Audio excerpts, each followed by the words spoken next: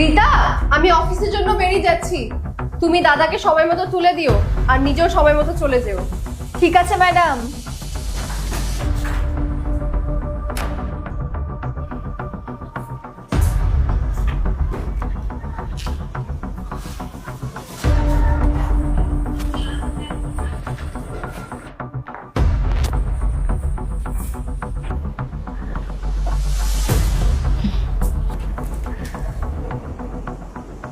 স্যারকে ঘুমন্ত অবস্থায় দেখতে কত সুন্দর লাগছে। স্যার, আমি না আপনাকে ভীষণ ভালোবাসি। এই পৃথিবীর সব থেকে বেশি আমি আপনাকে ভালোবাসি। আপনি না চিরদিনের জন্য আমার হয়ে যান। আমি মেম সাহেবের থেকেও আপনাকে অনেক বেশি ভালোবাসবো।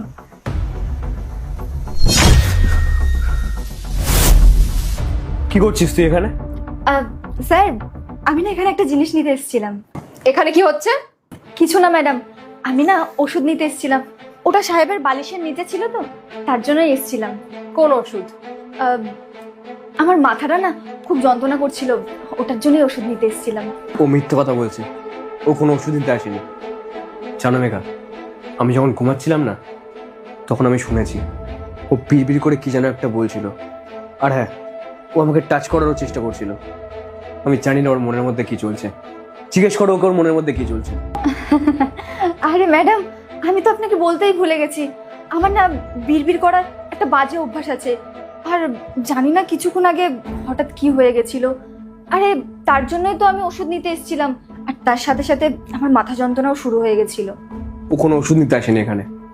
আর মেঘা, তুমি জানো, তুমি যখন অফিসের কাজে বাইরে চলে যাও না, আর যখন আমি নাইট ডিউটি করে এসে ঘুমাই, তখন আমি দেখেছি ওই আলমারির পাশে এসে ঘুরঘুর ঘুরঘুর করে।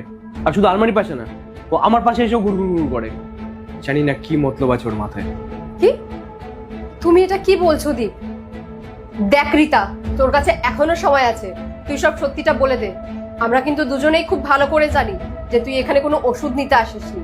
আমি কিন্তু এবার পুলিশ ডেকে তোকে ধরিয়ে দেবো। এখনো সময় আছে, সব সত্যিটা বল যে তোর মাথায় কি চলছে। না না ম্যাডাম, পুলিশকে ডাকবেন না, আমি আপনাকে সব সত্যি বলছি। আসলে কি বলুন তো, আপনি যখন অফিসে চলে যান না, আর যখন আমি বাড়িতে কাজ করি, আর কখনো কখনো না আমার শরীরটা খুব খারাপ হয়ে যায়, তখন স্যার আমাকে ডাকেন আর বলেন যে তোর শরীর খারাপ লাগছে, ঠিক আছে তোকে কাজ করতে হবে না, তুই যা গিয়ে রেস্ট নে। আর কখনো কখনো তো এটাও বলে যে যা তুই গিয়ে আমার ঘরে রেস্ট নে। ম্যাডাম, স্যার না আমার ভীষণ কেয়ার করে, আমার অনেক আদর যত্ন নেয়। আর ম্যাডাম, আপনি তো জানেন এই পৃথিবীতে আমার নিজের বলতে কেউ নেই, এত ভালো যত্ন